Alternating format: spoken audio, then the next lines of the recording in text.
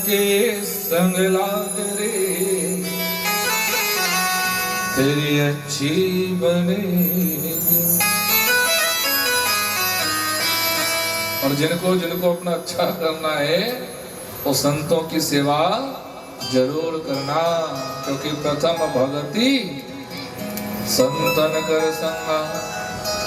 ये जो नवधा भक्ति है ना, नव भक्ति, उसमें सबसे बड़ी भक्ति और सबसे पहली भक्ति संतों की संगत को कहा गया। संत के साथ साथ गोस्वामी तुलसीदास जी महाराज ने खल की वंदना भी किया है। खल, खल माने है? क्यों जी? संत तो हो गया, अब असंत माने खल, खल माने दो शब्दों से मिलकर बना है। दो शब्द कौन कौन से? खा और ल। खा माने खा और ल माने लड़, आने कुछ होता नहीं। उसी का नाम क्या है? खल। वो फलाना बरात रहेगा और ना रसगुल्ला देखकर सब फक गिरते बोल रहे को पत्थर कस। अब बिहान में सुन ले 25 चलो खा है कौन है वो गिटी बोल रहे कहत दिखते हैं। तब खल कौन हरे? खाई सब लड़े ओकरे खात हो लड़त, उसका नाम क्या है? खल। तो गोस्वामी तुलसीदास जी ने खल की भी वंदना किया है, असंत का भी वंदना, और असंत का वंदना कितना जोरदार किया। और कैसे किया? बहुरे बंदे खल गन सती भाए जे बिनु काज जाए में उबाए। बहुरे बंदे खल गन सती भाए जे बिनु राज जाए में उबाए। बंदव खल जस शेष सरोसा सहस बदन मुर नहीं कर दोषा। बंदव खल जस शेष सरोसा सहस बदन मुर नहीं कर दोषा। बहु सौर सम बिन मोह तेरी संत सुरानी कही कही। बहु सौर सम बिन मोह तेरी संत सुरानी कही कही। अब खल की वंदना जब किया तो स्वामी ने कहा सबकी जब वंदना कर रहा हूं तो इनको क्यों पीछे छोड़ो भैया? तो किनका किनका उदाहरण दिया है। बहुरी बंद खलगन सती भाई। तुलसीदास जी ने कहा कि सच्चे भाव से मैं उन दुष्टों को प्रणाम करता हूं जो खुद भी मर जाते हैं और दुनिया को भी मारने के लिए पैदा होते। अर्थात और किसका किसका उदाहरण दिए? सबसे पहले बर्फ का ओला। ओला माने खेत में जब बर्फबारी हो जाए वर्षा के साथ साथ तो बर्फ क्या करता है?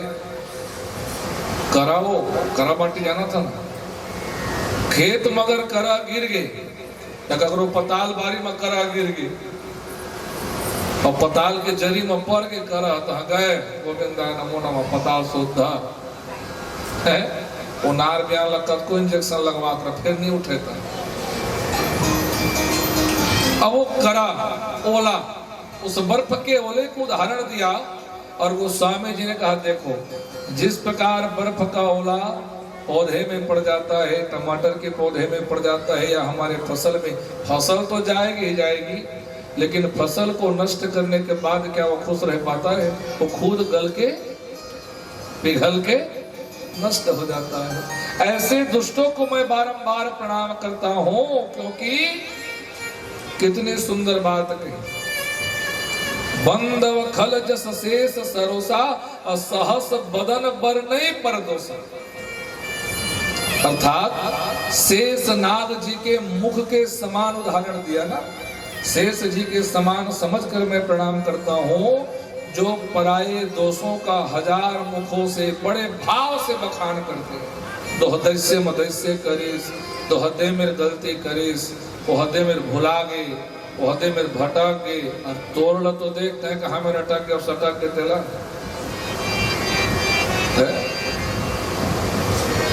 पर दोषों को, पर निंदा को, पर चारी को, पर चुगलियों को शेष नाग का जो 1000 मुख है ना, उसके समान बड़े भाव से बखान करता है। देखो भैया उसने ये गलती कर दिया, देखो भैया उसने ये गलत कर दिया। अरे बुरा जो देखा न मैं चला, बुरा न मिलिया कोई, और जो मन ढूंढा आपना, तो मुझसा बुरा ना कोई। अपने मन के भीतर को झांको, दुनिया को दिखाने वालों। हाँ, पर में दोष का दर्शन करना अपराध है। वो क्या कर रहा वो जाने, उसका काम जाने। वो जैसा कर्म कर रहा उसका फल तुम दोगे क्या, हम देंगे क्या? नहीं। तो फल कौन देगा? वो परम पिता परमात्मा। भगवान ने जब कृष्ण का जन्म लिया, अवतार लिया, तो भगवान ने क्या कहा? कर्म किए जा फल की चिंता, मत करना इंसान। जैसा कर्म करेगा वैसा फल देगा भगवान। ये है गीता का ज्ञान, ये है गीता का ज्ञान। जैसा कर्म करेगा वैसा फल देगा कौन? भगवान। और अगर भगवान फल देगा तो तुम निंदा क्यों कर रहे हो किसी? अच्छा, बहुत सारे लोगों को पता नहीं, मैं शास्त्रीय विधान, शास्त्रों का एक बात बताऊं। हम किसी की चारी करते हैं, हम किसी की चुगली करते हैं, हम जितनी बार किसी की बुराई करते हैं ना, उतनी हमारे पुण्य की कटौती होती है। हाँ, उतना हमारा पुण्य खर्च होता है। क्यों? हमने चारी करके पाप किया। अब उस पाप की कटौती कब होगी? जब हमारा पुण्य क्षय होगा, पुण्य जब हमारा घटेगा। तो कौन कौन चाहते हो अपना पुण्य घटाना है? गई हो थोड़ थार पुण्य कर डाले हुई है, तो घटाना चाहा था वो है कि पुण्य बढ़ाना चाहते हैं?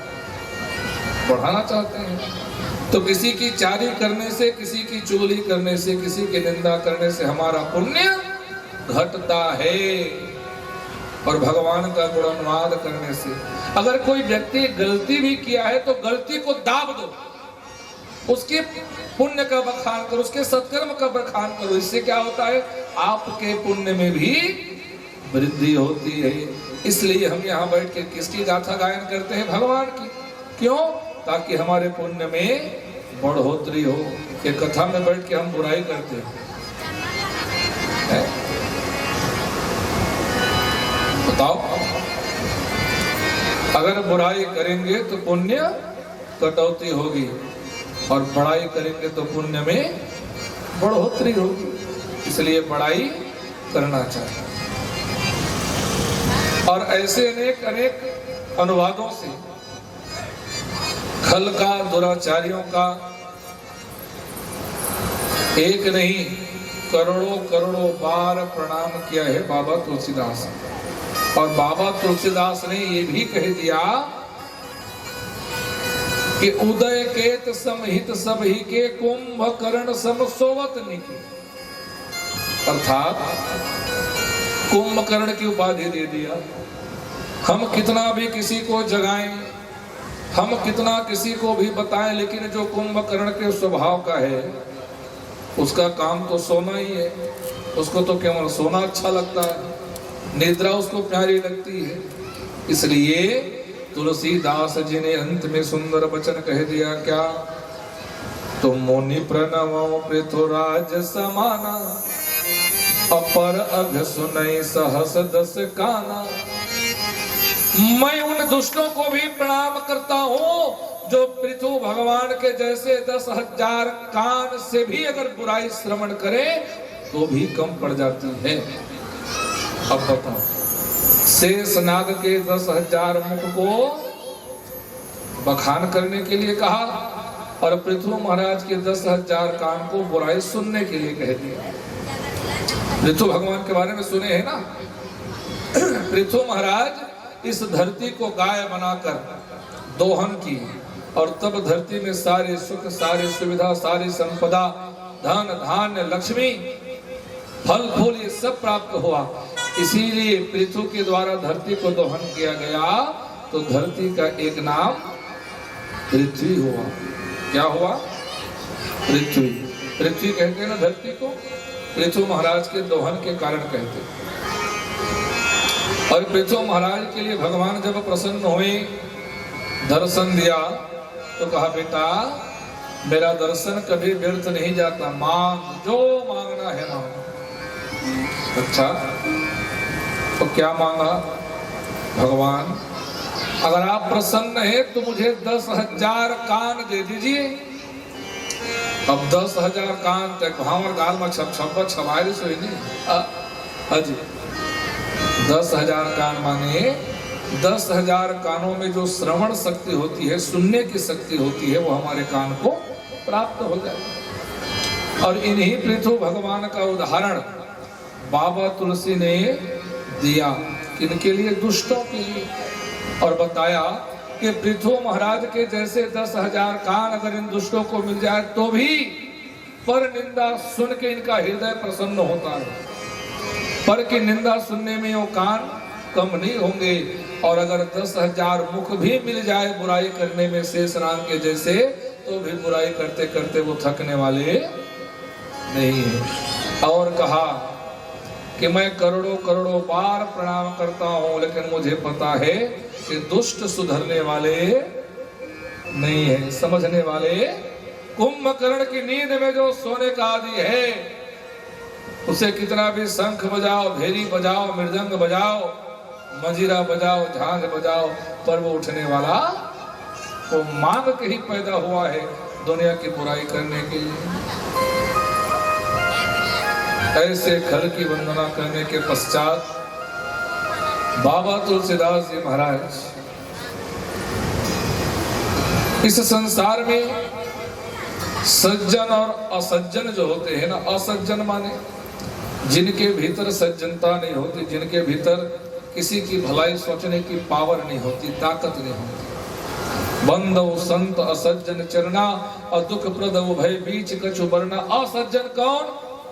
किसी के हृदय में कांटा चुभा के गदगद हो जाता है, वाह भैया उसको तकलीफ हो रहा है, वाह भैया उसको पीड़ा हो रही है। दूसरों के पीड़ा को देखकर जो मुस्कुराता हो, दूसरे के दुख को देखकर जो पेट भर से अधिक खाता हो, हाँ उसे असज्जन कहते हैं। वो दुष्ट है, खल है, दंभी है, पाखंडी है।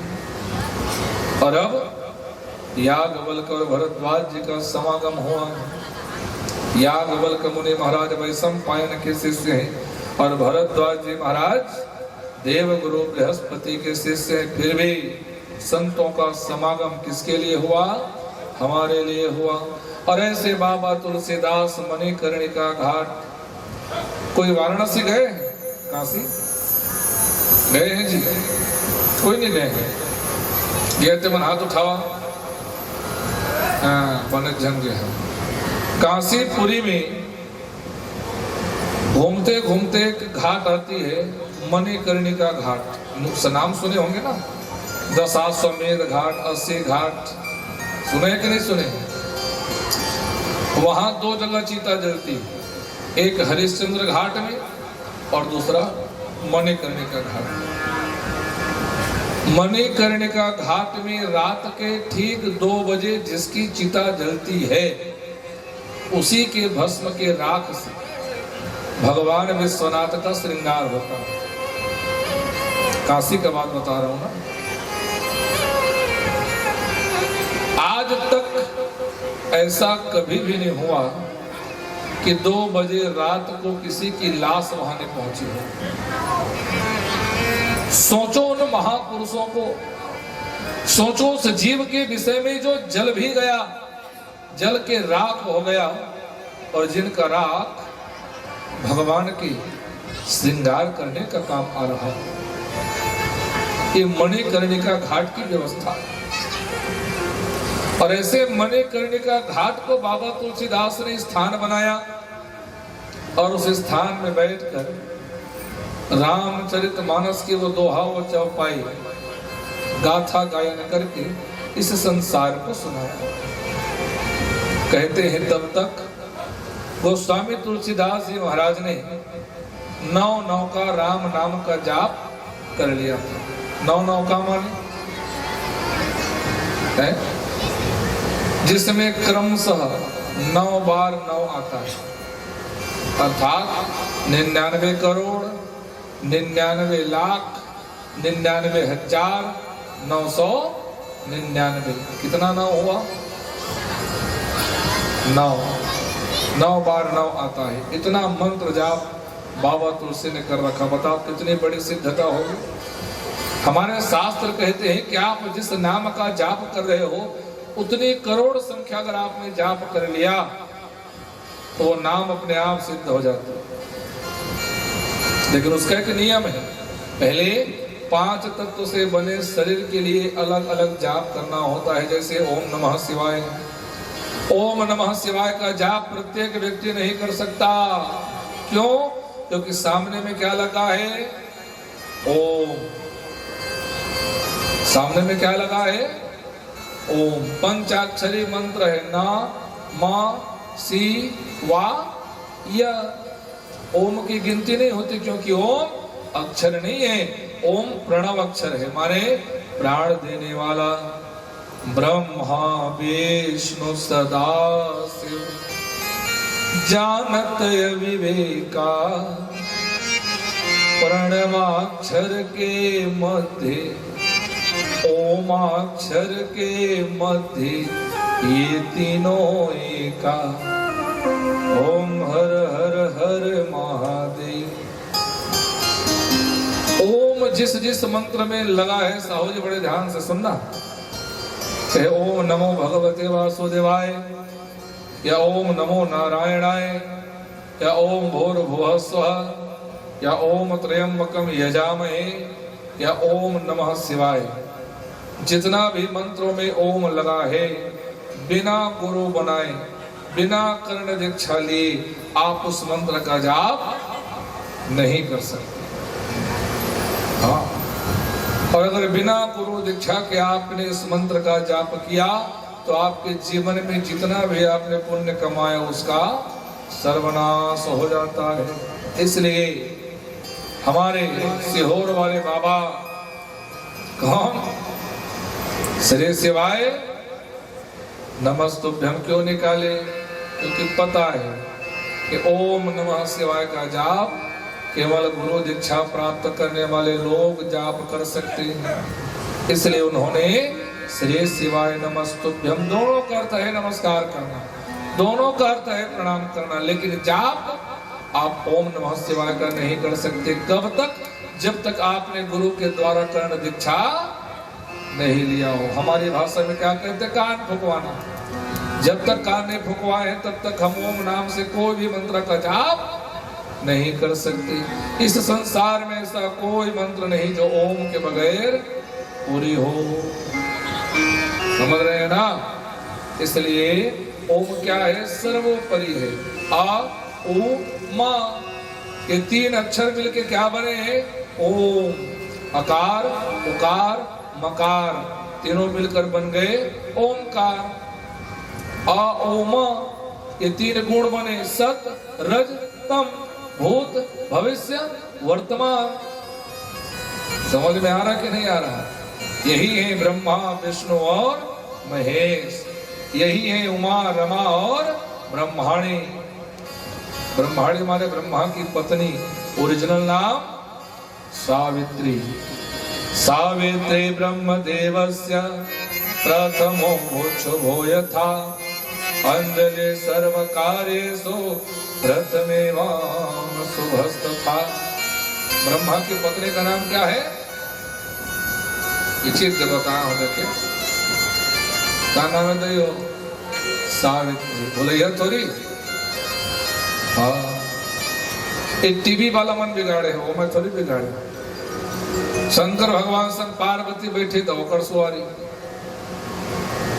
नारायण के 24 घंटा गोड़ लग रहे थे लक्ष्मी तो होकर सुवारी। ये ब्रह्मा संग गड़बड़ हो गई। और बेड़ा में बीड़ा धरो या सरस्वती लो बैठार पर तो देखो ये का कथी ही है वही। अब आजकल की टीवी में घलो बेड़ा धरे सरस्वती स्वामी कथे ब्रह्म तो बनोइया मन के दिमाग को उसने आधा दुनिया के आदमी खुदो मन है तो बनाए घलो उसने आधा से अर्थात सरस्वती ब्रह्मा की पुत्री है, बेटी है, पत्नी नहीं है, समझ लेना। और धीरे धीरे करते इसीलिए ओम शब्द का निरूपण बताया गया है, ओम शब्द का प्रभाव बताया गया है। कोई भी देवी देवता का नाम या कोई भी संसार का मंत्र हो बिना ओम के प्रारंभ नहीं होता। यहां तक कि आप शुद्धिकरण करोगे अपने आप को तो भी क्या मंत्र है, अगर कोई कारणवश बीमार पड़ा है, तबीयत बिगड़ गई है, स्नान ध्यान नहीं कर सकते तो वेदों में मंत्र दिया गया है क्या, ओम न पवित्रः पवित्रो वा सर्वावस्थां गतोऽपि वा, चाहे शुद्ध हो क्या शुद्ध हो, सर्वावस्था में सर्वावस्थां गतोऽपि वा, तो क्या यह स्मरेत पुंडरीकाक्षो, स्मरण करो पुंडरीकाक्ष भगवान का, जल छिड़क दो, यह स्मरेत पुंडरीकाक्षम सह बाह्याभ्यांतर सूचि, बाहर और अंतः भी माने भीतर और बाहर दोनों सूचि माने पवित्र हो जाती। बस मन का भाव सच्चा होना चाहिए क्योंकि भावना को ही भगवान स्वीकार करते हैं और किसी का भाव बिगड़ गया तो भगवान के लिए वो खातू खरीदता है। इसलिए श्रद्धा और विश्वास के साथ भवानी शंकर के साथ कथा हमें श्रवण करना चाहिए। प्रयागराज में बैठकर याज्ञवल्क्य मुनि महाराज ने भरद्वाज के आश्रम में भरद्वाज जी को कथा सुनाया। और किस लिए गए थे प्रयागराज में? मकर स्नान करने के लिए। मकर संक्रांति, मकर संक्रांति को हम केवल एक दिन का मानते हैं, लेकिन पता है जब मकर राशि में माघ के महीने में सूर्य स्थित होता है उतने समय को माघ महीना का स्नान माना गया है। ये कार्तिक है, माघ है, ये सब जो माह है ना इनकी अलग अलग महत्व है। मुहूर्त चिंतामणि एक ग्रंथ है, शब्द सागर एक ग्रंथ है, उसमें बताया गया ये जो हमारा कलयुग है ना ये जब प्रारंभ हुआ तो भादो महीना के कृष्ण पक्ष की त्रयोदशी तिथि से प्रारंभ हुआ। कलयुग सब जानते हैं ना, कलयुग 4,32,000 साल का है और अभी बीता है 5,100 लगभग 26-27 साल। तो कलयुग लगा तो भादो महीना का अंधियारी पाक, भादो महीना का कृष्ण पक्ष और तिथि त्रयोदशी था। और सतयुग जब लगा तो कार्तिक महीना के शुक्ल पक्ष की 9वीं तिथि है। कार्तिक महीना शुक्ल पक्ष 9वीं तिथि सतयुग लगा। वैशाख शुक्ल पक्ष 3 त्रेता युग लगा और माघ महीने की अमावस्या को द्वापर युग लगा है। युगों की महत्तम अलग अलग ग्रंथों में अलग अलग बताया गया है। युग परंपरा, जैसे कोई कहते हैं कि राम अवतार 27वें त्रेता में हुआ, कोई कहता है कि 28वें त्रेता में हुआ, और मैं कहता हूँ हमला कहाँ करे बढ़े, जब हो तब हो तो सही। कई जगह लोग कोचक कोचक के जाने वहा महाराज वो कैठा सतयुग भाग लेता राम जन्म का कर जान के तेला बता पहले रजिस्ट्री करवाना है तो नाम है? कितने द्वापर में कृष्ण आए, कितने त्रेता में राम आए, अरे कितने त्रेता में आए तेला टार आगे से तेला दे और नहीं चाहते तक कैसे करते तो वो खाने महो तो नहीं हो रहे, छठी में तो नहीं कर रहे, गिन के बताऊं तो माने लोगों का भाव समझ नहीं आता साहब। कई लोग भगवान की कथा में केवल परीक्षा लेने के लिए बैठते हैं। महाराज कहा में ठाकरा से भुलाई तो धर्मो अपोजबो महाराज नदी में भुला गए। समझने के बाद कोई प्रश्न नहीं कर सकता। मुहूर्त मात्र का विशेष अंक होता है। अरे गर्भ में भी जब जीव संचलित होता है ना तो मुहूर्त में होता है। किस धोखे में जी रहे हो?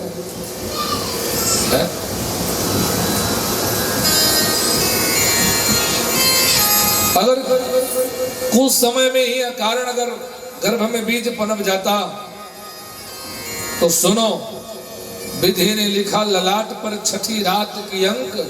क्यों छठी रात की अंक लिखा है? पहला रात, दूसरा रात, तीसरा रात क्यों नहीं लिखा? प्रत्येक माताओं को जब मासिक धर्म आता है, उस मासिक धर्म के बीच में वो गर्भाधान क्यों नहीं होती? सुन लेना। और सत्यभाषित शास्त्र कहता है गर्भधारण केवल छठवें दिन होते। 5 दिन सामान्य ऋतु काल के बाद बाल धो के शुद्ध सचेल स्नान करने के बाद स्त्री जब रमण करती है, तब छठी रात की जो अंक होती है ना, उस छठवें रात को गर्भ में तेज वीर्य बिंदु के द्वारा एक जीव गर्भ तक पहुंचता है। छठी रात से पहले हो ही नहीं सकता गर्भधारण। ये होता है मुहूर्त। किस मूर्ख ने कह दिया कि मुहूर्त का महत्व नहीं होता? गर्भाधान संस्कार नाम सुने कि नहीं सुने? पुंसवन संस्कार, गर्भाधान संस्कार से लेकर के अंत तक अंत्येष्टि क्रिया, अग्नि संस्कार तक की क्रिया होती है। दाह संस्कार जिसे कहते हैं। किसने कहा कि मुहूर्त नहीं होती? बिना मुहूर्त के सूर्य को राहु भी नहीं गिरा सकता। पहले से मुहूर्त निर्धारित होता है कि नहीं होता? इतना बज के इतना मिनट में सूर्य ग्रहण लिखा रहता है कि नहीं लिखा रहता? और उतने बज के उतने मिनट में ही राहु सूर्य को पकड़ता है। मुहूर्त का महत्व है। किस बावले ने आकर कह दिया कि मुहूर्त नहीं देखा जाता? मरने के समय भी मुहूर्त होता है। ये हमें कैसे पता चलेगा? अरे लिखने वाले ने जिस घड़ी तुम्हारा मुहूर्त बनाया है, लिखने वाले ने जिस घड़ी तुम्हारे भीतर से श्वास ले जाना लिखाया है, वो मुहूर्त नहीं तो और क्या है? अचानक रास्ते में चलते चलते किसी की श्वास चली जाती है। अचानक रात में खाट में सोए सोए सवेरे वो उठ नहीं पाता। जन्म विवाह मरण गति सोई, जहां जस लिखा तहां तस हो। जब भरत जी विलाप करने लगे, चक्रवर्ती सम्राट दशरथ दिवंगत हुए, क्या कहा वशिष्ठ जी ने? सुनहु भरत भावी प्रबल। भावी माने होनहार, प्रबल माने उससे बड़ा कोई बलशाली नहीं है। सुनहु भरत भावी प्रबल, बिलख कहे वो मुनि नाथ। हानि लाभ जीवन मरण, जस अपजस विधि। हाँ, अगर सब विधि के विधान बनाने वाले विधाता के हाथ में है तो हमारा क्या? कैसे कह दिया कि बिना मुहूर्त के कुछ? बिना मुहूर्त के साहब हम सांस भी नहीं ले सकते। किस धोखे में जी रहे हो? सबका मुहूर्त है, परंतु बस बात ऐसा है कि हम माने या ना माने, ये हमारे प्रभाव है। जब कथा प्रारंभ होता है तो मुहूर्त देखा जाता है। यहाँ जब राम कथा प्रारंभ हुई तो मुहूर्त देखा गया ना। किस दिन रामनवमी है, राम प्राकट्य उत्सव मनाया जाएगा। किस दिन क्या है तो प्रारंभ किया जाएगा। सबका निवेदन, सबका नियम फॉलो किए कि नहीं किए? पालन किए कि नहीं किए? ऐसे अनगढ़त मनगढ़त जब चाहा तब चालू कर दो, जब मन आया। ऐसे नहीं होता। जैसे आज कुछ विद्वान ब्राह्मण किया करते हैं। सबको पता है कि पूस का महीना खरमास में गिनती आता है ना। और पूस के महीने में कोई भी शुभ कार्य नहीं किया जाता सिवाय वार्षिक श्राद्ध वाले भागवत को छोड़कर। अगर पूस के महीने में भागवत होगी तो केवल मरने वाले के निमित्त में वार्षिक श्राद्ध का भागवत होता। लेकिन आज क्या हो रहा? आज तो लगातार भागवत चल रही है महाराज। टेलीविजन में भागवत, टेलीविजन में प्रवक्ता जो कथा कर रहे उनको मतलब है पुष महीना से माघ महीना से। आए 7 दिन कथा किया, क्या शास्त्र धारा है क्या शोभा यात्रा कुछ मतलब नहीं, वो प्रवक्ता है कर्मकांडी नहीं। और जो कर्मकांडी है, कर्मकांड से जुड़े हुए उनको पूछो ना शोभा यात्रा का महत्व क्या होता है, ब्राह्मण भोजन का महत्व क्या होता है। टेलीविजन में कहने वाले जितने प्रवक्ता आते हैं, हमारे छत्तीसगढ़ के बड़े बड़े धर्माल लेकर आते हैं, पूछना उस व्यास मंच में बैठने वाले व्यास आचार्य ने ब्राह्मण भोजन किया कि नहीं किया। जैसे कथा खत्म हुई, कथा विश्राम हुई, फ्लाइट पकड़े अपने घर, कहीं देश कहीं विदेश घूम रहे। वो केवल कथाकार है, कर्मकांडी नहीं। और कर्मकांड जो ब्राह्मण जानता है, हम उनसे कथा नहीं कराते। क्यों? दूर के ढोल सुहावने लगते हैं महाराज। अगर कोई कह दे कि बनारस से कोई महाराज आया है, कोई कह दे कि वृंदावन धाम से कोई महाराज आया, मैं कहता हूं ये जगह इतनी सारी भीड़ हो जाएगी कि ये जगह उन इंसानों को संभालने के लिए बड़ी। लेकिन जाओ कथा में बैठो, कथा क्या चलती है उसका गौर करो, कथा क्या चल रही है। 1.5 घंटे हो जाएगी समय, कथा समझ नहीं आता कि कथा कहाँ के निकली। चाहे आज भागवत की कथा हो कि राम कथा, केवल सास बहुओं की कथा चल रही होती है, केवल भाई और भाई की कथा चल रही होती है, कहीं की लड़ाई झगड़ा की कथा चल रही होती है। कहाँ गया कथा का साथ? क्या हम इतने धनवान हो गए कि दुनिया को प्रदर्शन करने के पीछे भाग रहे? मैं नहीं कहता कि आप बाहर के ब्राह्मणों को मत बुलाओ, लेकिन ब्राह्मण के बाहर के ब्राह्मणों को बुलाकर आप अपने ही ब्राह्मणों के अवहेलना मत करो। क्या हमारे छत्तीसगढ़ में ब्राह्मण नहीं है? बताओ कितने ब्राह्मण हैं जिसे वाराणसी वाले बुला के कथा सुनते हैं? छत्तीसगढ़ के कितने ब्राह्मण हैं जिनको वृंदावन वासी बुलाकर कथा श्रवण करते हैं? लेकिन जो 10 लाख में खरीदारी करा के आया है, 10 लाख में जो बिक के आया है ना, वो ब्राह्मण हमारे लिए अच्छा ब्राह्मण है, वो कथाकार हमारे लिए अच्छा कथाकार है। व्यास मंच, व्यास पीठ जब तक भोजन ग्रहण न कर ले ब्राह्मण भोजन, तब तक कार्य के पूर्णाहुति नहीं होती। और जिन जिन लोगों ने बड़े बड़े विद्वान ब्राह्मणों को बुलाया, पूछना कि उस ब्राह्मण ने तुम्हारे घर तुम्हारा दिया वो ब्राह्मण भोजन किया कि नहीं किया, तो जवाब मिलेगा। महाराज कथा विश्राम हो गई तो फ्लाइट पकड़ के चले। आज कथा की सार क्यों समाप्त हो रही? भीड़ से मतलब नहीं, भीड़ भाड़ से मतलब नहीं। अगर भगवान मिलेगा तो तुम्हें अकेले में मिलेगा, सारे भीड़ में नहीं मिलने वाला। लेकिन समझने की बात यही आती है कि सार तत्व है क्या जिसे हम ग्रहण कर पाए। सार बेस कीमती होती है। दूध सब कोई लेते हो घर में, किसी के घर में, सबके घर में दूध आता है ना। गाय है कि नहीं है? नहीं है गाय तो खरीदारी में आता है। लेकिन दूध का सार क्या है? कितना लीटर है दूध का राजेश जी? 40 रुपए, 50 रुपए। दूध से दही बनता है, दही से मही पिलोया जाता है, मही से मक्खन, और मक्खन को भिगोकर घी बनाया जाता है। सबको पता है घी कहां से निकला? कहां से निकला जी? दूध से। लेकिन क्या दूध को आप 1200 रुपए लीटर बेच पाओगे? लेकिन उसी दूध को मथने के बाद, आग में तपाने के बाद, जलाने के बाद जो सार निकलता है घी के रूप में, उस घी का किलो कितना है?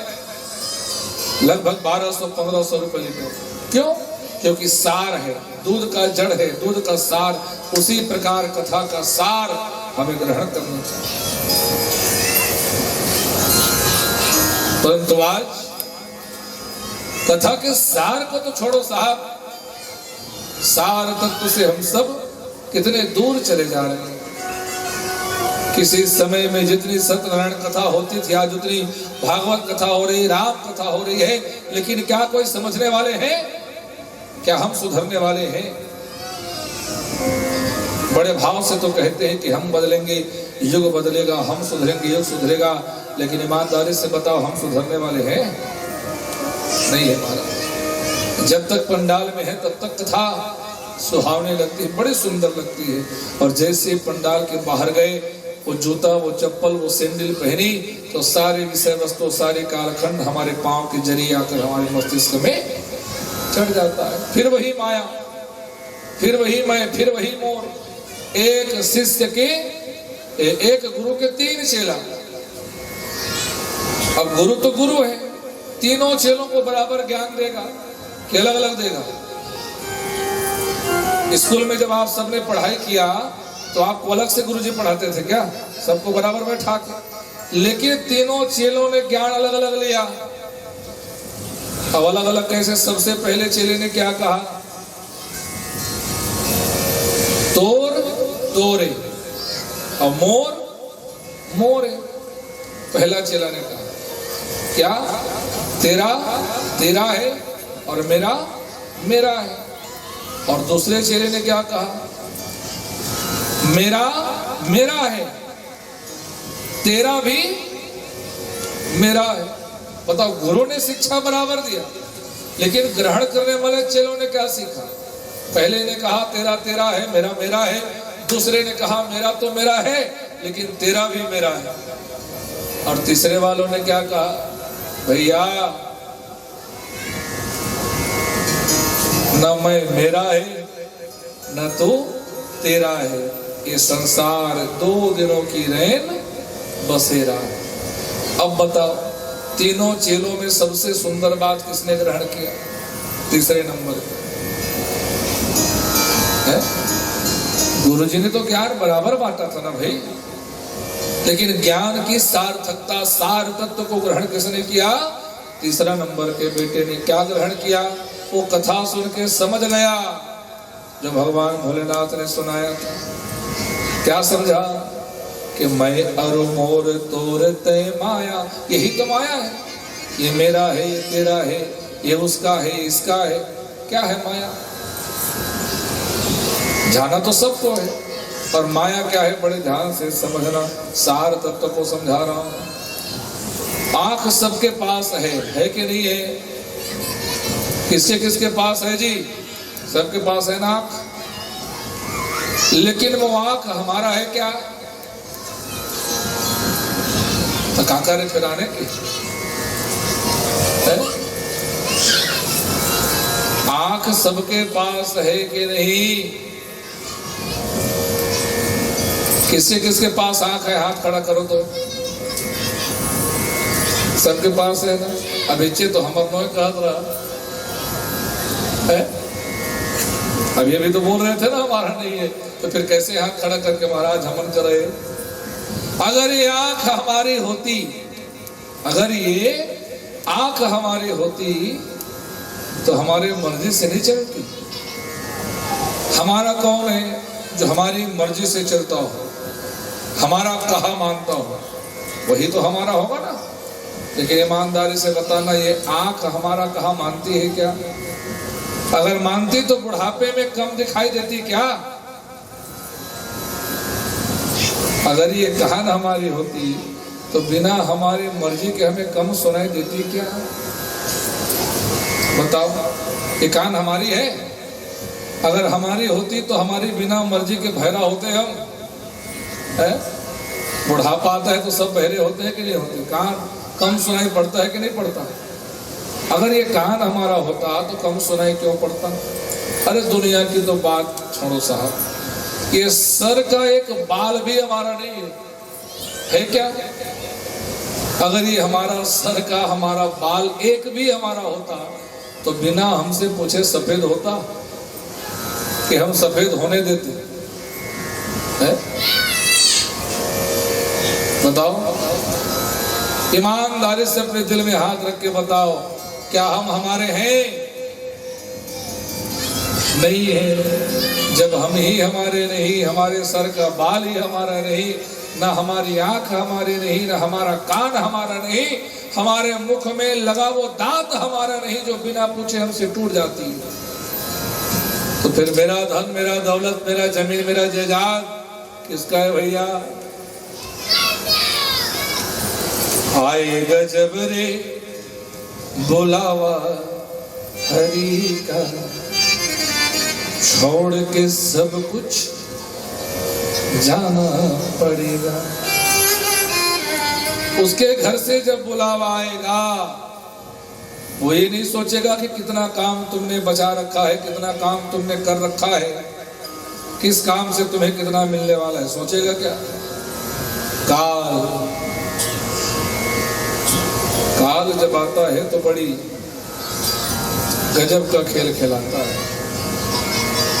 जगत में सब मतलब के यार, जिसके पास रहे धन दौलत,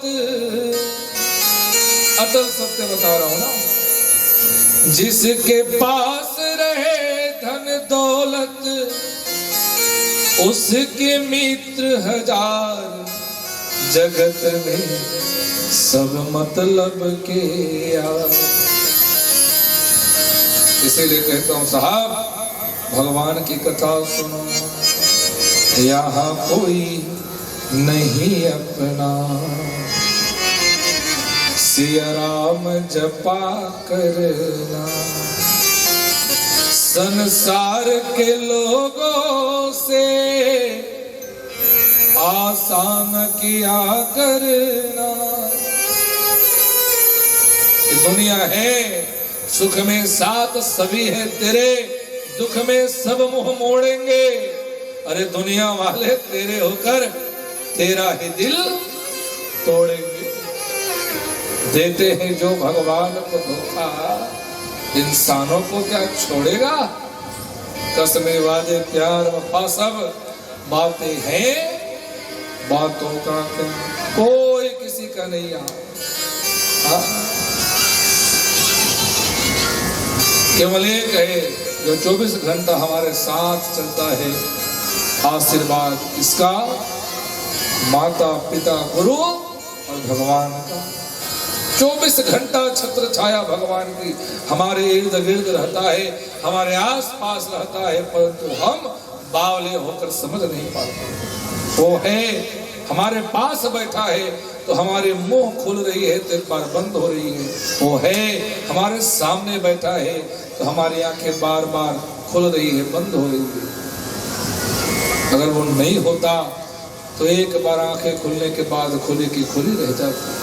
अगर वो नहीं होता तो एक बार बंद होने के बाद बंद का बंद हो जाता। इसलिए साहब, भगवान है कि नहीं है, और अगर है तो मान के चलो, और मानो तो भजन को भी गाते चलो, गुनगुनाते चलो। याज्ञवल्क्य मुनि महाराज के पास भरद्वाज जी पूछने से कतरा रहे हैं, न जाने क्या समझ लेंगे, लेकिन पूछना है, संसार के लिए पूछना है, संसार के हित के लिए पूछना है, कलयुग के प्राणियों के लिए पूछना है। अरे कलयुग कैसा, यह कलि काल कठिन उर्गारी, अपाप परायण सब नर नारी। यह कलिकाल कठिन उर्गारी, पाप परायण सब नर नारी। लेकिन कलयुग केवल नाम आधारा, और सुमिर सुमिर नर उतर ही पारा। कलयुग में केवल नाम का प्रभाव, अगर वो नाम सुमिरन भी हम नहीं कर पाए तो हमारे जीवन को बचाने के लिए कौन आएगा। क्योंकि कलयुग समयुग आवे नहीं, जो नर कर विश्वास, गाहि राम गुण गण विमल, भवतर भी नहीं प्रयास। बिना प्रयास के भव सागर से पार। और तब किसकी गाथा, शिव और सत्य की गाथा। एक समय त्रेता जुग माही, शंभु गए को भज सिपाही। एक समय त्रेता जुग माही, शंभु गए को भज सिपाही।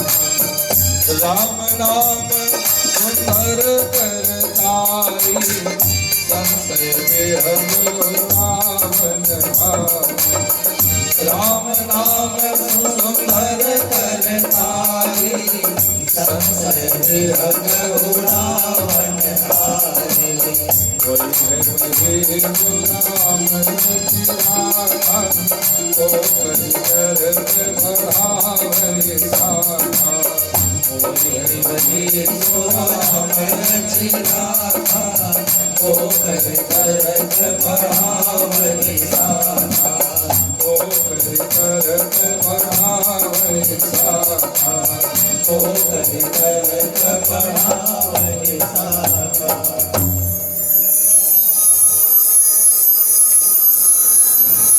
भगवान भोलेनाथ सती के साथ जब विवाह की, सती का स्वरूप श्याम वर्ण का था, काला रंग का, और सती के साथ जब विवाह हुआ तो सबसे पहले सती ने गृहस्थ आश्रम में प्रवेश करने से पहले भगवान भोलेनाथ ने प्रश्न किया। भोलेनाथ ने पूछा, सती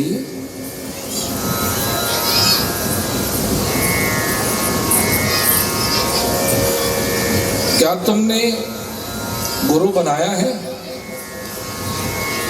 सती ने कहा, महाराज मैं प्रजापति दक्ष की पुत्री हूं और प्रजापति दक्ष के सामने बड़े बड़े संत, बड़े बड़े भगवंत आके प्रणाम करके चले जाते और मुझे गुरु बनाने की जरूरत? भगवान भोलेनाथ ने कहा, तब तो गड़बड़ है। गुरु तुमने बनाया नहीं, और गुरु बनाने से पहले गृहस्थ में प्रवेश करोगे तो गृहस्थ बिगड़ जाएगा। इसने कहा? भोलेनाथ ने, और मैं तुम्हारा पति हूं, इसलिए मैं तुम्हारा गुरु बन नहीं सकता। ध्यान से समझना, एक कथा बड़े गुण रहस्य की बता रहा हूं। भोलेनाथ ने सती से कहा, सती बिना गुरु दीक्षा के गृहस्थ में अगर प्रवेश किया जाए तो गृहस्थ लड़खड़ा जाता है, गृहस्थ बिगड़ जाता है। इसलिए सुन लो, जब किसी कन्या का या वर का विवाह होता है तो विवाह के उपरांत जब कनकन छूटता है, कथा होती है ना, उसी दिन कान फुकवा दो, गुरु दीक्षा दिलवा दो। वो गृहस्थ अगर बिगड़ेगा भी तो सुधर जाएगा, बर्बाद नहीं होगा। हाँ, सबसे सुंदर समय गुरु दीक्षा का, कर्ण दीक्षा का कौन सा समय है? विवाह के तुरंत बाद, कक्ष मिलने से पहले, गृहस्थ आश्रम में प्रवेश करने से पहले कानों में गुरु की देवी दीक्षा मिल जाए तो गृहस्थी बिगड़ नहीं सकता। और भोलेनाथ ने ऐसा विचार कर सती महारानी को कहा लेकर गए? बड़े ध्यान से समझना ना। कुंभज ऋषि के पास। कुंभज कौन? अगस्त मुनि महाराज। अब यह बात बड़ी गड़बड़ है। ऋषि तो बहुत सारे हैं, लेकिन अगस्त जी के पास ही क्यों गए भोलेनाथ? पुलस्त ऋषि है, कह तो है, अंगिरा है? किसी के पास नहीं गए। और तो और वाल्मीकि है, उसी त्रेता युग की तो बात है। तो कुंभज ऋषि के पास ही क्यों गए? क्योंकि कुंभज ऋषि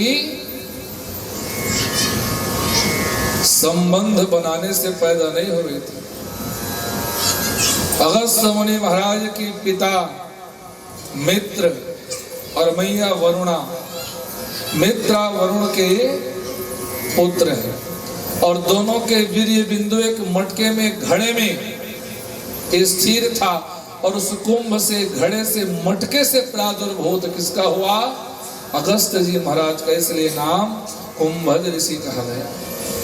पहला कारण। और दूसरा कारण, अगस्त मुनि महाराज कहाँ के रहने वाले थे?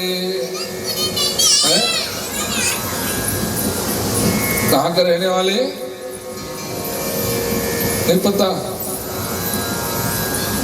नहीं पता, इसलिए तो कथा सुना रहा हूं। पता होता तो थोड़ी सुनाता। अगस्त जी महाराज काशीपुरी में रहने वाले हैं। हाँ, आप गए हो दिल्ली कमाने खाने, आप गए हो पंजाब, और वहां सरवानी का कोई व्यक्ति और मिल जाए तो आनंद का ठिकाना रहेगा। एक से भले दो, खुश हो जाओगे।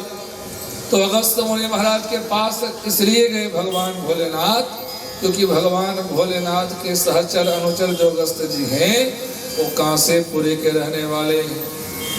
अच्छा, किसको किसको पता है भगवान भोलेनाथ सबसे पहले कहाँ रहते थे? हिमालय में। कहाँ रहते थे? कुलल मोड़ को थोड़ा,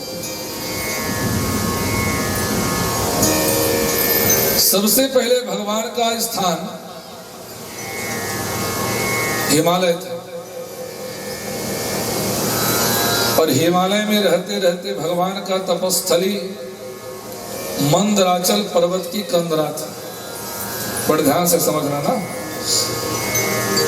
अब सती से विवाह हुआ तो सती ने कहा, महाराज कि हिमालय में हम नहीं रह सकते, यहाँ बर्फबारी होती है, आप तो सह लोगे, मुझसे सहन नहीं होगा। तो राजा हिमांचल, उसे हिमालय में रहते थे भोलेनाथ। तो हिमालय में रहते रहते सती के साथ जब भगवान भोलेनाथ निवास किए तो मैना महारानी के मन में रोज लगता था कि काश सती तू मेरी बेटी होती और मैं तुझे भगवान शंकर के लिए ब्याह कराती। देखना भाव, कौन सोचती? मैना महारानी। मैना महारानी के बारे में कितने लोग जानते हैं? कोई नहीं जानते ना। राजा हिमांचल की पत्नी है मैना। सुनना बड़े भाव से। मैना महारानी पितरों की पुत्री है, पितर देवता। और पितरों में सब 7 पितर है ना, उस सब पितरों में सबसे बड़े पितर का नाम है अर्यमा। और पितरों की जो पुत्री है, एक बार क्रोधातुर आकर क्रोध अवस्था में ब्रह्मा जी ने श्राप दे दिया, जाओ साधारण मनुष्यों के जैसे अटखेलियां करती हो, इसलिए आज से तुम साधारण नारी बन जाओ। अब साधारण नारी बन के रोने लगी, महाराज हमसे अपराध हो गया, क्षमा करो। तो स्वभाव है, क्षमा किया। लेकिन सांप कटेगा कैसे? एक उपाय करोगे, जाओ धरती पर तुम तीनों अवतार लोगी, पीतर कन्या होते हुए भी साधारण स्त्री के रूप में रहोगी, और जब तुम तीनों के कोख में, तीनों के गर्भ में साक्षात देवी आएगी, तब तुम तीनों का गर्भ पवित्र हो जाएगा और तुम्हारे श्राप का निराकरण हो जाएगा। तो सबसे पहले वो एक बेटी मैना बनी, जो पार्वती की मां बनी और अपने श्राप को निवारण कर लिया। और दूसरी सुनैना बनी, सीता की मां। और तीसरी कलावती बनी, वृषभानु की पत्नी और लाडली जो राधा रानी की मां। समझ में आ रहा है ना? अब सुनना, सबसे पहला स्थान भोलेनाथ का कहाँ? विचित्र बता हृदय हो, हिमालय। और हिमालय में रहते रहते जब सती मैया का मन नहीं आया तो भगवान भोलेनाथ ने स्वयं अपने लिए एक घर बनाया, जो धरती से अलग और धरती से सबसे ऊपर भाग में है, काशी, वाराणसी। और वाराणसी का जो मंदिर है ना भगवान का, आपको पता है, अब की मंदिर नहीं कह रहा, सबसे पहले जब मंदिर बना, ज्योतिर्लिंग जब सबसे पहले आया, तो भगवान भोलेनाथ ने अपने हाथों से मंदिर बनाया था, भवानी के कहने पर, सती के कहने पर। और वहां रह के भोलेनाथ इस दुनिया का देख रेख करते थे, इसलिए भगवान का नाम विश्वनाथ हुआ। और भवसागर की मैया कौन? भवानी। समझ में आ रहा है ना? भगवान भोलेनाथ काशी में बसे, और काशी में बसने से पहले वहां नगरी के राजा थे, राजा देवोदास। तो भगवान भोलेनाथ के दूत आए और काशीपुरी को मरघट बना दिया, क्योंकि भगवान भोलेनाथ इस स्मशान में रहना पसंद करते हैं, जहाँ शोर शराबा नहीं। अलकापुरी में चलकर हमारे साथ रहो। भगवान भोलेनाथ तो भोले भंडारी हैं, तैयार हो गए। लेकिन सती ने कहा, महाराज एक दिन के पहुना और 2 दिन के पाई और 2 दिन ले ज्यादा रही है महाराज 108 ठन नाव धरा ही अब रही है तब तू जाना चाहिए। अब मितान अगर उठा के घर मितान तो कबज करी आए तब ले काजू किशमिश बादाम छोरा खवा तक, इसलिए महाराज नहीं जाएंगे। भोलेनाथ ने कहा मैं तो हाहो कदा रहूं देवी। हाँ तो दोनों के बीच के रास्ता निकालो। तो क्या कुबेर के नगरी अलकापुरी के समकक्ष अपना स्थान बनाओ और तीसरे नंबर के स्थान का नाम क्या है? कैलाश। अलकापुरी कुबेर की नगरी के समकक्ष।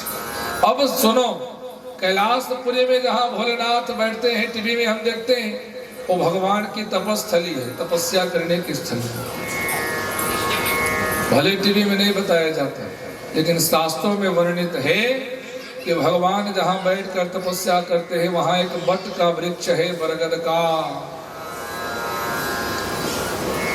और मां भवानी के रहने के लिए कैलाश पर्वत में एक और स्थान बना। जैसे वैकुंठ धाम ब्रह्मलोक है ना, उसी प्रकार उस भवन का नाम क्या है?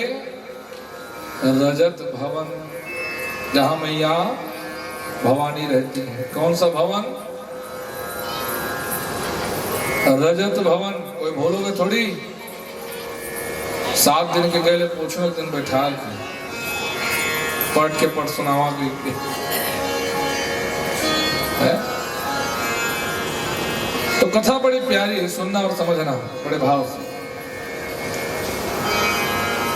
दक्ष कुमारी को ले जाकर भगवान भोलेनाथ गुरु के रूप में साधने के लिए अगस्त्य मुनि महाराज के पास लेकर गए। कुंभज ऋषि, कुंभज ऋषि महाराज अगस्त्य के पास इसलिए गए थे।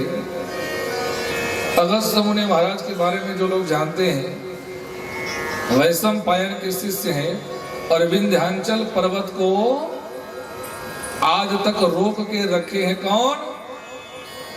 अगस्त्य जी महाराज। बहुत सारे पुराणों में अगस्त्य जी को दक्षिण भारत का बताया गया है, साउथ इंडियन। उसका कारण बता रहा हूं। विंध्याचल पर्वत बढ़ने लगा और इतना बढ़ने लगा कि मेरु पर्वत से आगे जाने के लिए वो तैयार। अगस्त्य ने कहा है तो अहंकार वश है, ईर्ष्यावश है, छल वश है, इसलिए ये व्यवस्था बनाया अगस्त्य जी महाराज ने। और विंध्याचल से कहा देख भैया, मैं तेरे ऊपर से होकर गुजर रहा हूं और कुछ समय के लिए भ्रमण करने जा रहा हूं दक्षिण दिशा में, वाराणसी को छोड़कर, काशी को छोड़कर। और दक्षिण दिशा में मैं जब जा रहा, क्योंकि काशी है उत्तर पूर्वी में, उत्तर प्रदेश पूर्वी भारत में, तो दक्षिण दिशा में जब जा रहा हूं, जब तक मैं घूम के नहीं आता वापस, तब तक तो झुक के रहना, ऊपर मत उठना। विंध्याचल पर्वत ने कहा जी महाराज, अगर उठ गया तो श्राप दे दूंगा। नहीं महाराज, जब तक आप घूम के नहीं आते तब तक मैं झुका रहूंगा। और वही कारण रहा, अगस्त्य मुनि महाराज जब दक्षिण दिशा गए तो वापस नहीं आए, क्योंकि विंध्याचल पर्वत जो झुका है वो फिर से खड़ा हो जाता। और जब मेरु पर्वत से भी आगे विंध्याचल पर्वत पहुंच जाता तो हम तक सूर्य का प्रकाश नहीं आ पाता, एक तरफा सूर्य प्रकाश देने लगता, क्योंकि वो पर्वत बाधा बन जाता। इसलिए अगस्त्य मुनि महाराज ने ऐसा कृत्य किया। अगस्त्य मुनि महाराज कोई साधारण नहीं। अब भगवान भोलेनाथ पहुंचे और 9 दिनों तक लगातार कथा श्रवण कराया है।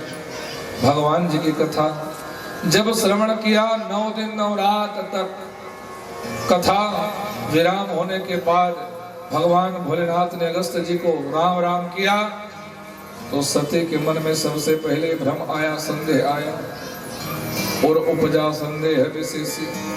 हृदय में सबसे पहले संदेह, क्यों? इसके लिए, पति के लिए।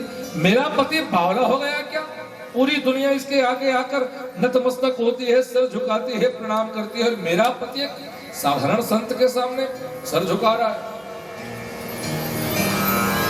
भगवान भोलेनाथ ने देखा और भोलेनाथ ने अब यहाँ नाम चेंज कर दिया। चलो दक्ष कुमारी, अब यहाँ सती नहीं कहा, देवी नहीं कहा, पत्नी नहीं कहा, चलो। पर जैसे ही आ रहे थे उसी समय, त्रेता युग का वो समय, भगवान राम अपनी पत्नी के वियोग में वनों में भ्रमण कर रहे थे। बड़े शांति से बैठिएगा ना, आपके बीच अभी शंकर भगवान पार्वती भी आने वाले हैं, विवाह उत्सव मनाने वाले हैं हम सब। हाँ, तैयार हो रही है झांकी, बड़े भाव से दर्शन करेंगे सब। अब जब सती आई, भगवान भोलेनाथ ने देखा कि सामने धनुष बाणधारी मेरे राम जी खड़े हैं, मेरे राघव खड़े हैं। अब भोलेनाथ ने कहा अगर मैं अभी जाके प्रणाम कर देता हूं तो पूरी दुनिया समझ जाएगी कि जिसके सामने भोलेनाथ झुक रहे हैं वो कोई साधारण इंसान नहीं हो सकता। तो दूर से ही कुछ समय जानकर, अभी मैंने बताया ना सुसमय और कुसमय, ये कुसमय है। कुसमय जानकर भोलेनाथ ने दूर से राघव को प्रणाम किया, दूर से राघव ने भी भोलेनाथ को प्रणाम किया। और जैसे पहुंचे अपने स्थान पर कैलाश पर्वत पर, सत्य ने प्रश्न किया, हे स्वामी, वो धनुष बाणधारी कौन है जिसको आपने प्रणाम किया? और तब भोलेनाथ ने कहा, श्री रामचंद्र चरणों मनसा स्मरामि, श्री रामचंद्र चरणों वचसा गृणामि, श्री रामचंद्र चरणों शिरसा नमामि, श्री रामचंद्र चरणों शरणं प्रपद्ये। सती, 9 दिनों तक तुमने जिस राम की गाथा श्रवण किया, 9 दिनों तक तुमने जिस राम की कथा सुना, ये वही राघव राम है। सती ने कहा, बाप रे बाप, ये ब्रह्म, ये भगवान पत्नी के वियोग में दर बदर रो रहा, ठोकर खा रहा, भटक रहा, ये भला भगवान कैसे हो सकते हैं? और भोलेनाथ ने सोच लिया, सती तुम्हारे मन में संदेह उपजा है मेरे भगवान के लिए। तो भोलेनाथ ने कह दिया, जाओ, अगर तुम्हारे मन में संदेह है तो जाकर परीक्षा लेके देख लो। और परीक्षा लेने के लिए सती तैयार भी हो। और किसका रूप धारण की सती? मां सीता का। और जैसे जंगल में पहुंची है, लखन लाल जी आए, ऋषभान राय, सबने प्रणाम किया, भाभी माँ प्रणाम हो, माँ प्रणाम हो। और दौड़ते दौड़ते मेरे राघव भी गए और राम जी भी चरणों में लौट गए, मैया प्रणाम हो। लखन लाल ने कहा, भौजी के मैया माँ भैया बौरा गए, भैया भौजी चिन्हौनी पात है। राम जी ने मुस्कुराते हुए, लखनलाल, जैसे ये तुम सबकी माँ है वैसे ये हमारे भी माँ है। विपिन फिर ही अकेली के ही है तो माँ, अकेले अकेले जंगल में घूम रही हो। कहाँ है हमारे पिता वृषकेतु? वृष माने बैल पर आरूढ़ होने वाले। कहाँ है मेरे पिताजी भोलेनाथ? मैया सती लज्जित हो गई है, कोई साधारण राम नहीं। और सती मैया वापस हो गई। तो वापस होते होते मार्ग में विचार करते करते कि मुझसे इतना बड़ा अनर्थ हो गया, मुझसे इतनी बड़ी गलती हो गई, मैं भगवान की परीक्षा लेने आई। और तब रास्ते में क्या देखा? राम, लक्ष्मण और जानकी, श्याम तमाल अंग, काले काले बाल हैं, जैसे लाली गुलाब आंखों लाल है, मेरे अंग अंग में छाई लहराई रे, सिया माई के संग संग राम है, वामी लक्ष्मण का जोड़ा ललाम है। सती ने देखा कि सामने राम लक्ष्मण सीता, बगल पलटकर जैसी बगल देखे तो दाहिने भाग में भी राम लक्ष्मण जानकी, बाया भाग देखा तो बाएं भाग में भी राम लक्ष्मण जानकी, चारों ओर निहारा और चारों ओर राम लक्ष्मण जानकी, राम लक्ष्मण जानकी। चकरा के मैया वही बेहोश हो गई। और जैसे होश आया रोदन करने लगे, छाती पीट कर रोने लगे कि भगवान इतना बड़ा अपराध मुझसे कैसे हो गया। मैं अपराधी जन्म का, नख सिख भरा विकार, तुम दाता दुख भंजना, प्रभु मेरे करो उबार। जैसे कैलाश पर्वत पहुंची, भोलेनाथ ने पूछा, सती आगे परीक्षा लगी। सती ने पति के डर से झूठ कह दिया, स्वामी मैं और भगवान की परीक्षा, मैं तो बस यूं ही गई और प्रणाम करके नतमस्तक हो के आ गई। देखो झूठ भी किसके सामने, वो 3-3 सीसीटीवी लगे। शंकर भगवान बिना बताए त्रिकालज्ञ सर्वज्ञ सर्वज्ञाता है, बिना बताए जो भोलेनाथ सारी बात जान जाते हैं, उनके सामने झूठ। जैसे भोलेनाथ ने आंख बंद करके देखा सती, और तब भगवान भोलेनाथ ने एक सुंदर चौपाई पढ़ा। क्या चौपाई? होई है सोई जो राम रचि राखा, को कर तर्क बढ़ावहि शाखा। हम कितना भी तर्क सिद्ध कर, परंतु होगा वही जो मेरे राम जी को प्यारा है, और वही हुआ। ऐसे मन में विचार कर भोलेनाथ मन में सोचने लगे कि देखो भैया, अगर मैं तुम्हें जबरन एक्सेप्ट कर लेता हूं, अपना लेता हूं, तो मेरी भक्ति कलंकित हो जाएगी, क्योंकि तुमने रूप मेरी मैया का बनाया था, मेरी माता का बनाया था। इतने सारे रूपों में सती तुम्हें कुछ और रूप नजर नहीं आई? मेरी माँ का भेष धारण करके गई थी, वापस अगर पत्नी के रूप में मैं तुम्हें स्वीकार करता हूं तो मेरी भक्ति कलंकित हो जाएगी। और इसलिए भोलेनाथ ने मेरी माँ सती को मन से त्याग दिया, और पत्नी वही जो पति के मन के भाव को बिना कहे समझ जाए। आज सती समझ गई कि मेरे स्वामी, मेरे देव, आज देव महादेव ने मन से हटा दिया मुझे, और जिसके मन में मैं सदा राज करने वाली रानी थी, जिसके मन रूपी महलों में अपने मन माने करने वाली थी, आज मेरे उस मालिक ने, मेरे उस राजा ने अपने राजमहल रूपी मन से मुझे निकाल दिया। मैं इस धरती पर जीकर करूंगी क्या? हे राम, कुछ उपाय ऐसा करो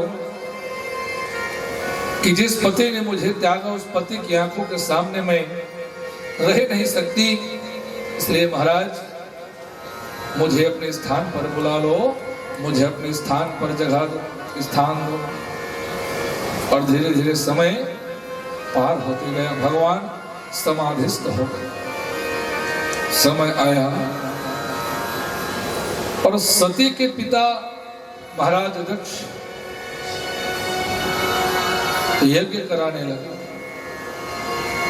बहुत सारे लोग कहते हैं कि सभा में जाकर दक्ष का प्रणाम भोलेनाथ ने नहीं किया, इसलिए दुश्मनी ठान लिया।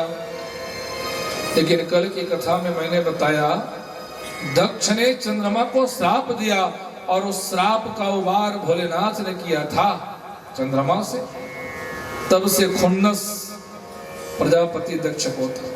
सबको निमंत्रण भिजवाया, लेकिन सती के पास निमंत्रण नहीं गया। और तब सती ने इस बात का बहाना करके पति से विद्रोह किया, पति की अवहेलना किया। भोलेनाथ के बार बार मना करने पर भी सती उस यज्ञ में जाने के लिए तैयार हुई। साथ में नंदी भृंगी को लगाया, यज्ञ में गए, और जाकर अंततोगत्वा पति से विद्रोह करके गई थी, और बहाना सती ढूंढ रही थी, और वो बहाना मिला। जाकर सती ने ललकारा, पिताजी आपकी 84 कन्याओं में सबसे छोटी और सबसे लाडली मैं हूं, पता है दक्ष महाराज की 84 कन्या, जिनमें से 27 चंद्रमा को, 10 धर्म को, 13 कश्यप को, एक स्वाहा नाम की बेटी, अग्नि को, स्वधा नाम की बेटी, पितर देवताओं को, और सबसे छोटी लाडली बेटी सती का विवाह भोलेनाथ के साथ। पिताजी आपने अपने दामाद को निमंत्रण नहीं भिजवाया? दक्ष ने कहा, मैं उस नंग धड़ंग भेष में रहने वाले, न जिसके घर का ठिकाना, न जिसके घाट का पता, मैंने जानबूझकर निमंत्रण नहीं दिया। जा, क्यों आई है तू? और जिस घर में, जिस मायके में पति की अवहेलना हो, उस मायके को तुरंत त्याग देना चाहिए पत्नियों को, जहां पति का सम्मान नहीं हो सकता।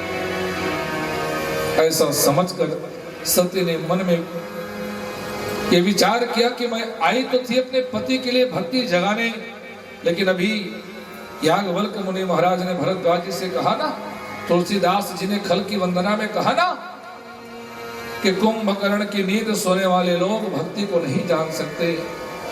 हजार हजार शेष नाग के फड़ में बुराई करने वाले लोग, हजार कानों से पृथु महाराज को जो 1000 कान मिले सी भगवान की कथा सुनने के लिए, लेकिन ऐसी 1000 कान किसी खल दुष्ट को दिया जाए तो भी चाली चुगली सुनना पसंद करेंगे, परंतु भगवान की कथा से सदा विमुख रहेंगे।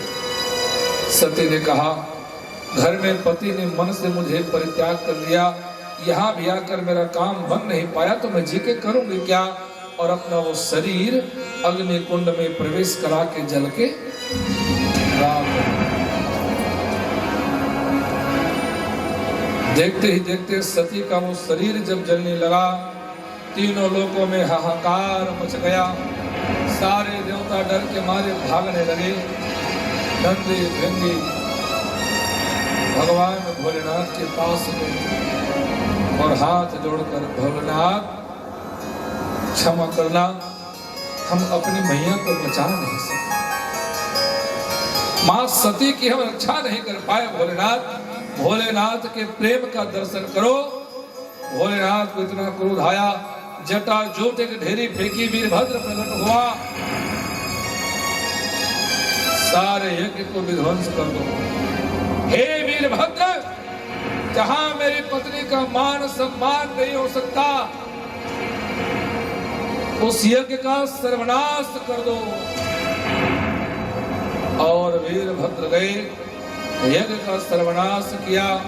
बाधा बना दक्ष, स्वयं पहुंचे भोलेनाथ और अपने त्रिशूल से दक्ष का सर धड़ से सदा सदा के लिए अलग कर दिया। और जब सर और धड़ अलग हुआ तो दक्ष महाराज की 2 पत्नियां, एक औसी की महाराज वीरण की पुत्री और एक प्रसूति मनु महाराज की छोटी बेटी, दोनों रोने लगे और हाथ जोड़कर भोलेनाथ का ध्यान करने लगे कि हे प्रभु, हे विधना तुर काह बिगाड़ा, और जो जस आयो ही में दुख दारा, बिन पति कर मोर का ठिकाना, इससे तो अच्छा मर जाना। बिना पति के मैं जी के करूंगी क्या महाराज? और तब भोलेनाथ ने बकरे का सर लाके धड़ में जोड़ दिया। अहंकार में जीने वाला जा 24 घंटा मैं करता फिरेगा। पता है उसके बाद क्या हुआ? भगवान भोलेनाथ ने अपने पत्नी के प्रेम में सती के दहकते हुए जलते हुए शव को अपने कांधे में रखकर आंखों से अश्रुपात करते हुए, हा सती, हा सती, हे सती तुम कहाँ चली गई? ऐसे मन में आवाज करते करते तीनों लोकों पर भ्रमण करने लगे। सारी देवताओं में हाहाकार हो गया। सारे देवताओं ने कहा, हे राम जी, हे राघव, आपके सिवाय ऐसा कोई दूसरा नहीं जो भगवान भोलेनाथ को समझा पाए। आप ही कुछ व्यवस्था करिए। राघव ने देखा कि भोलेनाथ पत्नी के प्रेम में इतने आतुर हैं कि अभी अगर ब्रह्मा विष्णु भी आ जाए तो भोलेनाथ सुनने और समझने को तैयार नहीं हो। तब भगवान नारायण ने क्या किया, अपने सुदर्शन से मां सती के शरीर का विभाग किया और 51 भागों में विभक्त करके 51 शक्तिपीठों का निर्माण किया। भगवान भोलेनाथ को अब भी पता नहीं कि मेरे कंधे पर सती का शव है भी या नहीं। जाकर भगवान ने बताया, सिखाया, धीरज बंधाया, ढांढस बंधाया और भोलेनाथ इतना प्रेम सती से करते थे कि आंख बंद करके बैठे समाधिस्थ हो गए। अब पता नहीं 87,000 साल बाद उठेंगे या 87 करोड़ साल बाद उठेंगे। और तब एक अत्याचारी आताताई तारकासुर का प्रादुर्भाव हुआ और तारकासुर इतना अत्याचारी ब्रह्मा से वरदान मांग लिया, क्या कि मैं अजर अमर हो जाऊं। ब्रह्मा ने कहा, बेटा अजर अमर तो मैं खुद नहीं तो तुझे कहां से करूं। तो दूसरा वरदान क्या मांगा, पता है तारकासुर को कि भगवान भोलेनाथ अपने पत्नी से इतना प्रेम करते थे, इतना प्रेम करते थे कि अब भगवान भोलेनाथ दूसरा विवाह नहीं करने वाले। और एक बार भगवान समाधिस्थ हो गए तो उठाने की किसमें सामर्थ्य था। और इसलिए उस तारकासुर ने क्या मांगा कि मैं भगवान भोलेनाथ के वीर्य बिंदु से पैदा हुए बच्चे के हाथ से मरूंगा। ब्रह्मा ने कहा तथास्तु। और धीरे धीरे करते समय आया और समय क्या, सती मरत हरिसन वर मांगा। सती ने मृत्यु से पहले सती मरत हरिसन वर मांगा और जन्म जन्म शिव पद अनुरागा। जन्म जन्मांतर में मुझे पति के रूप में भगवान भोलेनाथ ही मिले। और ऐसा हुआ दूसरे जन्म में सती को कोयल का जन्म मिला और कोयली जन्म पाकर सती राम राम रटना रटने लगे। राम रामेति रामेति रमे रामे मनोरमे सहस्रनाम तत्तुल्य राम नाम वरानने।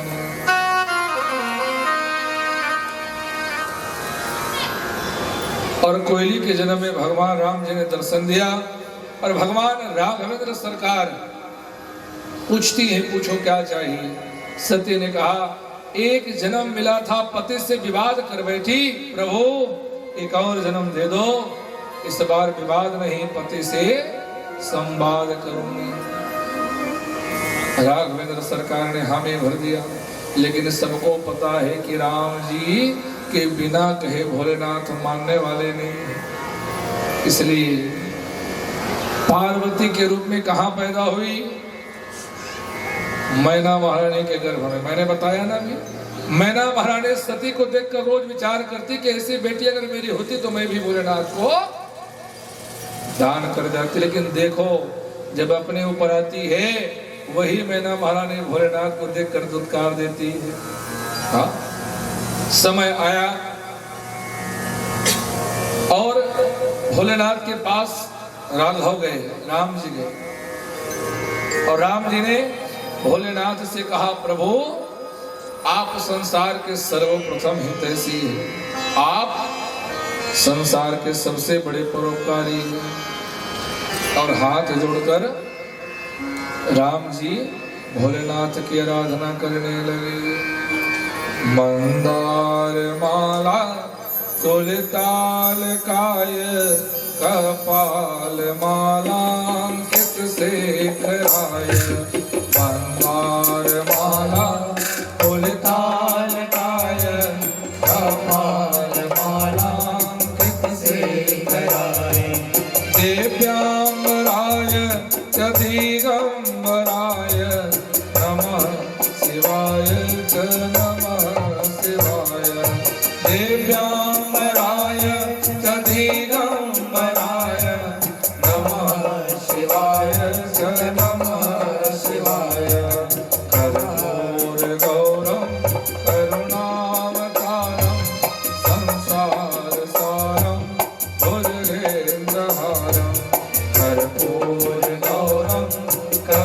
रामावतारम संसार सारम भुजगेन्द्रहारम सदा वसंतम हृदयारविंदे भवं भवानी सहितं नमामि सदा वसंतम हृदयारविंदे भवं भवानी सहितं नमामि भवं भवानी सहितं नमामि। भोलेनाथ की स्तुति आराधना की। भगवान राम जी ने आराधना किया। नमामि समे साल निर्वाण रूपम विभुम व्यापकम ब्रह्म वेद स्वरूपम प्रभो आप सर्वज्ञ सर्वज्ञाता सर्वंतर्यामी। आपको संसार के हित के लिए विवाह करना पड़ेगा। तारकासुर जैसे दानव अत्याचारी के वध के लिए आपको विवाह करना पड़ेगा। भोलेनाथ ने बड़ा सुंदर जवाब दिया। भोलेनाथ ने कहा राम जी आप मेरे आराध्य हैं, आप मेरे इष्ट हैं और आराध्य इष्ट जो कह दे आंख बंद करके वो बात स्वीकार कर लेनी चाहिए। हाँ विवाह करने की तो मेरी इच्छा नहीं है। क्यों? क्योंकि जिस पत्नी को मैंने अपने हृदय में बसा के रख लिया अब दूसरे पत्नी की आवश्यकता नहीं। लेकिन हाँ आपकी इच्छा है, आपका आदेश है तो सिरोधार्य आपकी आज्ञा स्वीकार मैं करने को तैयार। और तब भोलेनाथ भगवान राम जी को प्रणाम की और वापस राम राम राम जपते जपते समाधिस्थ हो गए। राम जी ने कहा देखो भैया मैंने अपना काम तो कर दिया, अब भगवान का नाम जपते जपते शिव जी फिर समाधिस्थ हो गए। इस बार देवताओं जाओ और तुमको इस बार कुछ करना पड़ेगा क्योंकि भगवान भोलेनाथ भूल बैठे हैं राम जी की बात। राम जी का जाप करते करते राम ही की बात भूल बैठे। और इधर पार्वती मैया के पास सप्तऋषि गए। पार्वती मैया की पूरी कुंडली बखान कर दिया। और बचपन में मैया पार्वती ने गुरु के रूप में साधा। किसको? नारद जी महाराज को पता था कि सती के रूप में सबसे बड़ी कमी क्या थी कि सती मैया ने गुरु नहीं बनाया था। तो पार्वती मैया ने कहा इस जन्म में गलती दोबारा नहीं होनी चाहिए। दूध का जला पानी को भी फूंक फूंक के पीता है। तो इसलिए पार्वती मैया ने गुरु किसको बनाया? जोर से बताओ। नारद जी महाराज। अब नारद जी के बताने के बाद भी नारद जी राजा हिमांचल के घर पहुंचे और जाकर राजा हिमांचल को पार्वती के बारे में नारद जी ने क्या कहा सुनना चाहते हैं? हमारी आज में बहुत प्यारे से भजन है जो नारद जी ने भजन के माध्यम से राजा हिमांचल को समझाया पार्वती के विषय। सुनेंगे भजन है? जोर से कहा ना वो तो है। ये बड़े भाव से हम भी नारद मुनि महाराज ने भजन के भाव में क्या बताया राजा हिमांचल को हम श्रवण करें। और पुनः भोलेनाथ की थोड़ी सी कथा बची है 15-20 मिनट की, उसके बाद आरती होगी। और जहां तक हमारी आवाज जा रही हो ग्राम सर्वानी के समस्त माताएं आरती की थाली सजाकर सुंदर भाव से आरती में सम्मिलित होकर अपना दुख अपना दर्द मिटाएं। तो भगवान भोलेनाथ की प्यारी से भजन से पहले क्या बोलना पड़ता है? एक बार जोर से बोलिए बोले राघवेंद्र सरकार की जय। अब जीवनाशा जो घर में रहती है अगवानी करे वो सब के सब आ रहे थे। नाम न लेके मन लिखे बजा रहे थे। जाना था ना हम मन छोटे छोटे रहा और गांव में जब बारात आए ना तो जीवनाश जो घर दे रहे थे घर देखे जाना कसना बरतिया है कसना कसना पहले घर में आके बतान माँ इसने बरतिया मन जैसे जैसे करा थे कहूँ पी के ढलंगे कहूँ गाड़ी में आए सब लगी न। अब उसने लड़काओं मन देखेंगे जीवनाश में जी तो सबले पहले कौन आ गए? नारायण नारायण। ये दादा ये दुल्हड़ो के थारी निकाल खास के गोड़ धोआ बीणा वाला एक गाना सुना ही। नारद जी ने कहा रे मैं दुल्हा थोड़ी हूँ तो मैं मैं तो कर भूसियार कहीस का भूसियार एती के गोठ लौती पहुंचाता हूँ के संदेश लगोती पहुंचाता हूँ। हाँ तो 5 नंबर के खोली में बैठ गई चल गई तो व्यवस्था हो गई सामुदायिक भवन में 5 नंबर के खोली में नारद मुनि महाराज और पीछो में लावत हाथी में बैठ के कौन तो देवराज इंद्र आ गए। इंद्र देखी तो 1.5 लहटों का हो ही रहे कहीं तो कैसे हाथी में बैठ के आते थे सोन चांदी के मारे देख तो लगाए कहीं लट्ठा में पहुंचे सुतरा ना महाराज जोड़ो धोबो दुल्हड़ों को तो पाँव पकड़ा था तेरे जो मैं थोड़े दुल्हड़ों का तो कौन अरे मैं तो मैनेजर हूँ कहीं का के मैनेजर जितना भूथियार मतलब बूता काम सौंपना है तो मैनेजर साहब का काम है मैनेजमेंट का संभालना। हाँ तो 4 नंबर के खोली में चल गए तो व्यवस्था हुई 4 नंबर के खोली में हाथी सुधा कतका बड़ खोली भगवान जाते वही बोले आगे। अब आगे विष्णु भगवान देखिस ना तो चरचर भुजा शंख चक्र गदा पद्म धारण करने वाले। हाँ पक्का ये दुल्हड़ो कहे 4 ठन भुजा देख तो कुछ न कुछ उधरे। हाँ महाराज ये पीढ़ा में खड़ा हुआ पाल पखारबो बोर्ड धोई के नहीं करबो मानो और ये दुल्हड़ो का किससे करता तो कौन है महाराज। हरे मैं ओकर मितान कहिस ओकर भाई बंधु मितान मोचल समझ जो कुछ कहिस। अच्छा तो तू 3 नंबर के कुरियम चल गए तुहर व्यवस्था हुए कहिस घर हुआ है सब था। अब कौन आगे ब्रह्मा जी महाराज तब लेकर हरे तो टोकरा दाढ़ी में पाक गए थे कैसे दुल्हड़ो कल पसंद करे दही हमार दीदी है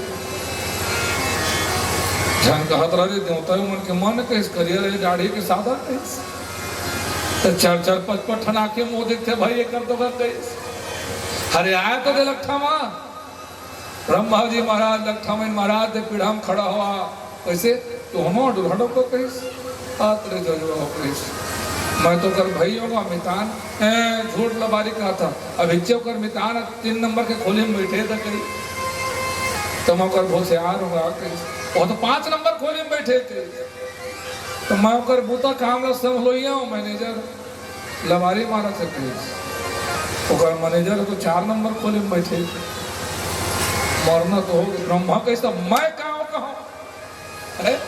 एक जन कर भूथियार बन के बोचर के एक जन कर मुख्तियार मैनेजर बन के निकल गए एक जन कर भाई बंधु सब मैं छरों का सब निकल गए अब मैं बाहर के ठक ठक बोला तो पहले नहीं दिए मन कहीं अब बारात में जाना जरूरी है। अब मैं कहा कहूँ दव हो थोड़ा थोड़ा सोचे देवा यार के सियाना हो के रेल गुने देवा के ब्रह्मा जी महाराज सोच विचार करके कहा कहीं दो तुम जोजवा कही शंकर भगवान के बिहार को ने करवाई कहा तक कही वेद धर के आओ पुराण को दिल्ली देखा था कही और मैं तो बिहार करवा हूँ यार महाराज हो कही। हाँ तो 1 नंबर के खोली में चला कही ये महाराज मन खवा रहे कही बिहार के मेरे और देता चला महाराज 1 नंबर के खोली में चला ब्रह्मा जी महाराज ने चला। अब बारी किसकी भोलेनाथ के महाराज की और जीवनाशा में कहा की कमी बड़े बड़े रसगुल्ला जलेबी जलेबा बालूशाही कलाकंद चमचम राजा हिमांचा के घर में बिहार है जी सब देवता खा के निकला त्रिनोद के बेरे मन पे दिन कौन तो मुड़कट्टा में को ठरे लगा और छप छप।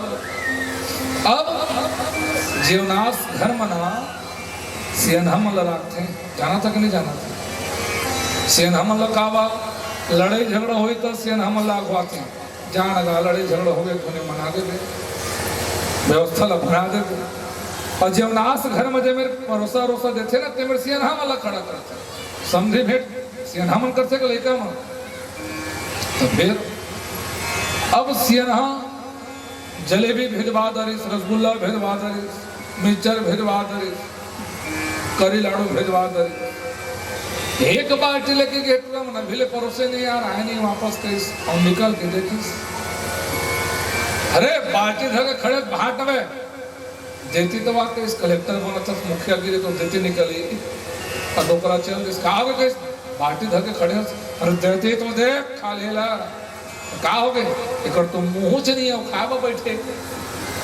कति बाटो एला सोचा था मैं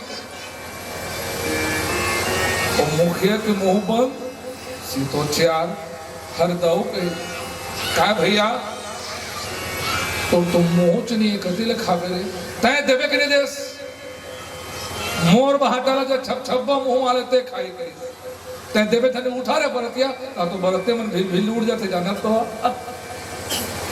दुल्हा डोका के बाबू पहले ले कह रहे थे कछो करके जान लेकिन बरतिया के व्यवस्था देख लेते काबा एक जन बरतिया उठी तो जमा भर ले उड़ जाते अब बरतिया मन के उपद्रव जाना था वो बन गया आजकल वो चांदी और सोन के पतरी आ गए था नहीं तो पहले सीखूं लसू लड़ते रहे पहले अब भात लग दो के सके तो पतरी ललगा के देख ले रे भात खदखद में गिर गई इसलिए पतरी में देवे बे उड़ जाए तो खलखल ले भाग जाए और धन्य हो बरतिया एक झन के चक्कर में सब को सब भूख मरत चल दे जा तोर बाबा रात के खवाई निसाहत तो तय जान भूख मरबे तो मरबे हम थोड़ी मरबे हम तो कट कट ले चमन खवैया। अब बाराती की बारी आई एक झलक तो लेवे के व्यवस्था बनाई अब एक झनौता है आवा खड़े हाँ देती तो आ कहीं समोरो करा अब ओकरो कर दे तो तोला का होगा जाओ ते खाले ल देख